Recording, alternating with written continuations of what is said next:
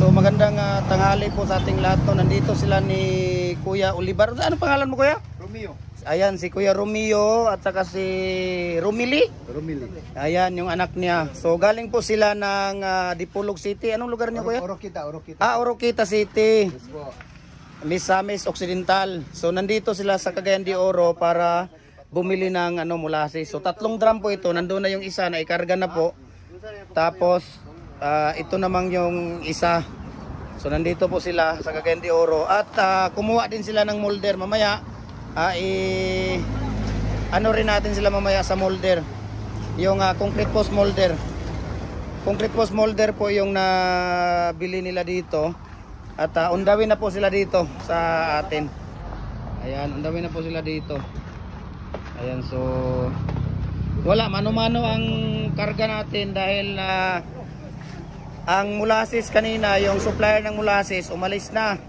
So ngayon may boom truck sana yun, hindi na nahintay namin dahil si Kuya medyo natagalan sa biyahe din. Kaya ang ginawa namin, ito pinababa ko kanina yung 3 drum at ikinarga na lang dito mano-mano. Ayan. So Kuya, ikaw maglalagay ng maglalagay ng pangalso. Sige. Ayan. Sige. Sige, ayan. Ayan. So si Kuya, anong pangalan mo, Kuya?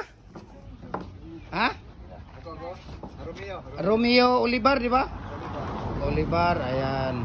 Sila po yung taga Miss Ox. So ayan, ikarga ng 2 drum. Ano muna kaya dong? Ipatayo muna kaya yung 2 dong. Itayo muna siya para Abante, ayan. Tayo muna natin. So maraming salamat sa kanila ni Kuya dahil ang layo pa nila pumunta sila dito para kuhanin yung molder ng concrete post at saka itong molasses. Ayan.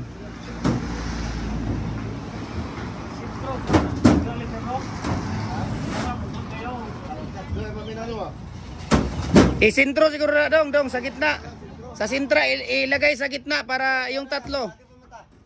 Kuha mo na ng isa mamaya. Itayo mo na yung isa dong para hindi kayo nahihirapan mamaya dong.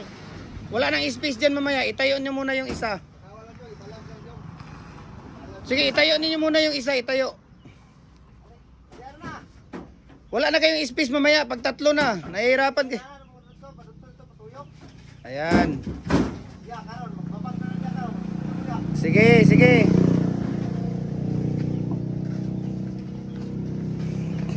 So pangatlong drum na po ito, no?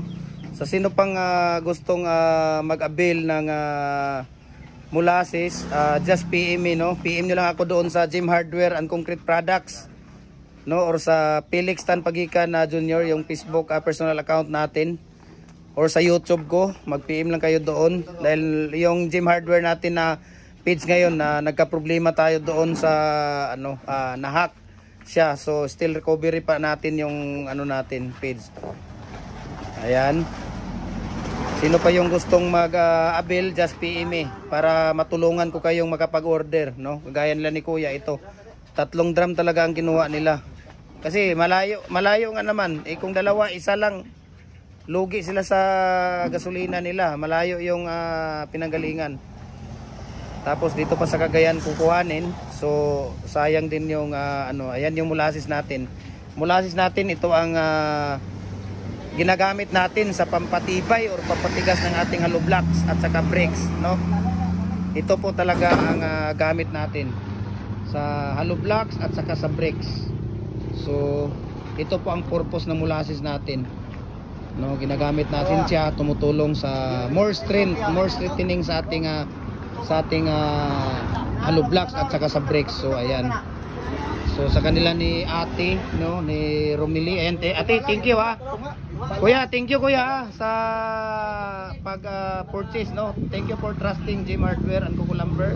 Ayan, so tapusin na muna natin yung natin, yung vlogs natin.